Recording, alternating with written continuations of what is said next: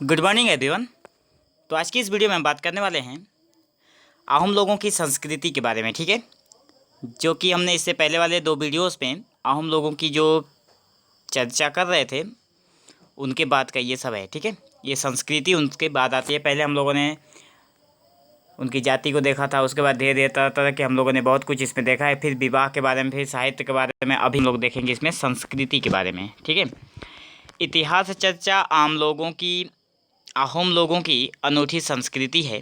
इतिहास में जो चर्चा होती है ये अहोम लोगों की एक अनूठी संस्कृति है। ठीक है, इसके अलावा कृषि, स्थापत्य, शिल्पकला, रेशम और बुनाई शिल्प, पोशाक, अलंकार, खाद्य प्रस्तुति, विश्वास, अविश्वास आदि का असमिया संस्कृति के सभी पहलुओं पर अहोम लोगों का सांस्कृतिक प्रभाव देखा जा सकता है।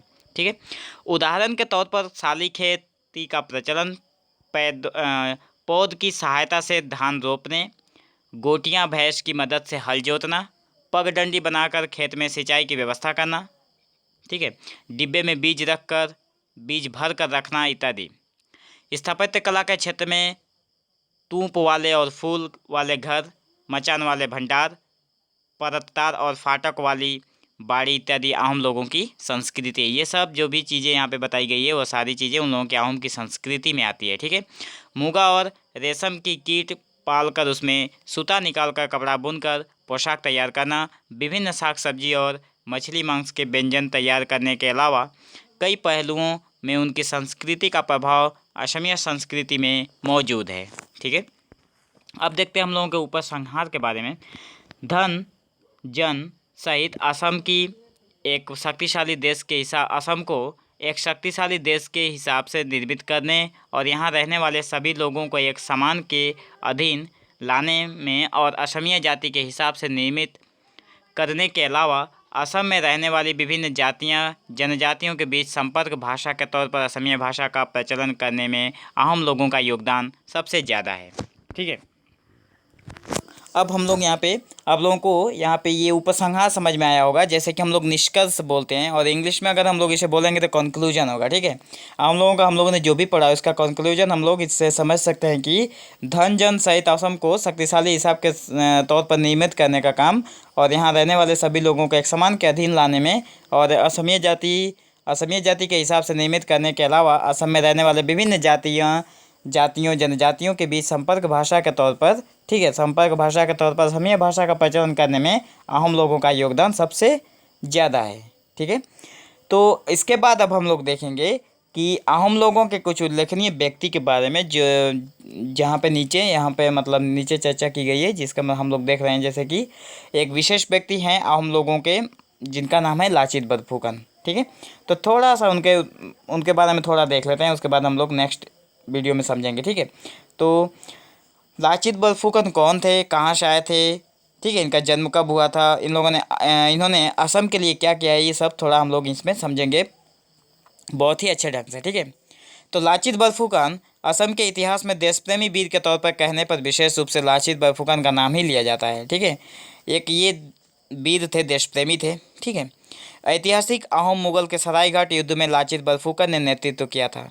तो सरायघाट का जो युद्ध हुआ था, शायद आप लोगों के सभी के जहन में होगा कि सरायघाट का युद्ध जो है अहोम और मुगल के बीच हुआ था। ठीक है, और उसमें लाचित बरफुकन जो थे उन्होंने अपने सेना का नेतृत्व किया था, लीडर के रूप में उन्होंने काम किया था। ठीक है, मुगल के खिलाफ लाचित के युद्ध संचालन की कहानी में जो जातीय प्रतिबद्धता, अनुशासन और एकमुखी कार्यशैली का उदाहरण मिलता है। तो देखो, इस युद्ध में लाचित का जो भी युद्ध संचालन की जो कहानी थी, ठीक है, उसमें एकमुखी कार्यशैली, अनुशासन और प्रतिबद्धता का उदाहरण मिलता है।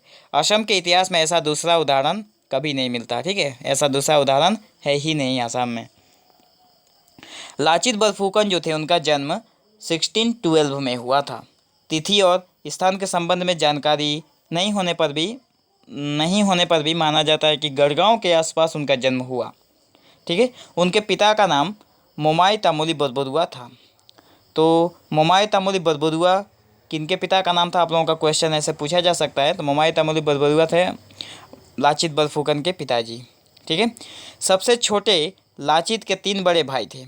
ठीक है, लाचित जो थे, लाचित बरफुकन, उनके 3 बड़े भाई थे। उनके नाम थे लालुक शोला, मरंगी और भारधरा।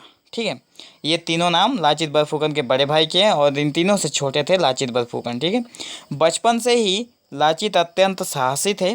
ईमानदारी और स्पष्टवादिता उनकी खासियत थी। उनके पिता ने उनको सही शिक्षा देने के लिए पूरी कोशिश की थी। बचपन से ही लाचित को अपने पिता के कार्यों को देखने का मौका मिला था। ठीक है, बरबरुआ के तौर पर स्वर्गदेव के दरबार, न्यायालय आदि में पिता के कार्य, विभिन्न अधिकारियों और मंत्रियों के साथ विचार विमर्श को लाचित ने खुद देखा था। और कुल मिलाकर पिता के साथ राजकार्य का निरीक्षण कर लाचित को बहुत कुछ सीखने का मौका मिला था। अपने पिता के साथ रहते रहते लाचित बरफुकन को, मतलब ये लाचित बरफुकन जो थे वो बचपन से ही अपने पिता के साथ थे। ठीक है, और अपने पिता के साथ रहते रहते उन्होंने सारी चीज़ें धीरे धीरे सीख ली थी। ठीक है, और पिता के साथ रहकर कुल मिलाकर राजकार्य की जो निरीक्षण थी और लाचित को बहुत कुछ सीखने का मौका मिला, तो उन्होंने बहुत कुछ अपने पिता के साथ रहकर सीखा था। ठीक है, अब उसके बाद हम लोग इसके नेक्स्ट वीडियो में देखेंगे कि उनके और भी कहा, मतलब उनके बारे में और भी बहुत कुछ दिया हुआ है। सो आप लोगों को ये जानना बहुत ज़रूरी है कि लाचित बरफुकन कौन थे और उनका असम में उनका जो मतलब असम को असम बनाने में इनका कितना योगदान है। ठीक है, ये सारी चीज़ें हम लोग इसके नेक्स्ट वाले वीडियो में देखेंगे। ठीक है, तो आशा करता हूँ आप लोगों को ये वीडियो समझ में आया होगा। तो thank you for watching this video. Have an awesome day.